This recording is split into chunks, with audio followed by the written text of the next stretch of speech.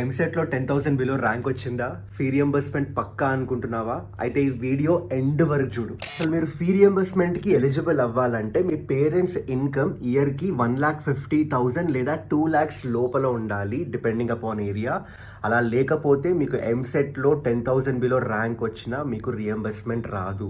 అదే మీరు fee reimbursement కి ఎలిజిబుల్ అవుతే మీకు ఫుల్ ఫీ రియంబర్స్మెంట్ ఎప్పుడు వస్తుందంటే మీరు ఒకవేళ ఎస్సీ, ఎస్టీ, మైనారిటీస్ లేదా మీ ఇంటర్మీడియట్ గవర్నమెంట్ కాలేజ్లో చదువుకుంటే లేదా మీ ఎంసెట్ ర్యాంక్ 10,000 బిలో ఉంటేనే అప్పుడు మీకు ఫుల్ ఫీ రియంబర్స్మెంట్ అనేది వస్తుంది బయట. సో ఎంసెట్ ద్వారా తీసుకునే అన్ని కాలేజెస్ ఇది ఫాలో అవుతాయి. బట్ కొన్ని కాలేజెస్ ఉంటాయి. ఫర్ ఎగ్జాంపుల్ ఈ కాలేజ్ చూడండి, Gitanjali college of engineering and technology.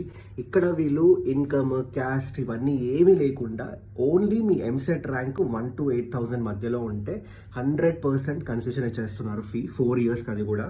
అలాగే 8 to 12,000 ఉంటే 50% కన్సెషన్, అండ్ 12 to 15,000 ర్యాంక్ ఉంటే 25% కన్సెషన్ ఇస్తున్నారు భయ్య.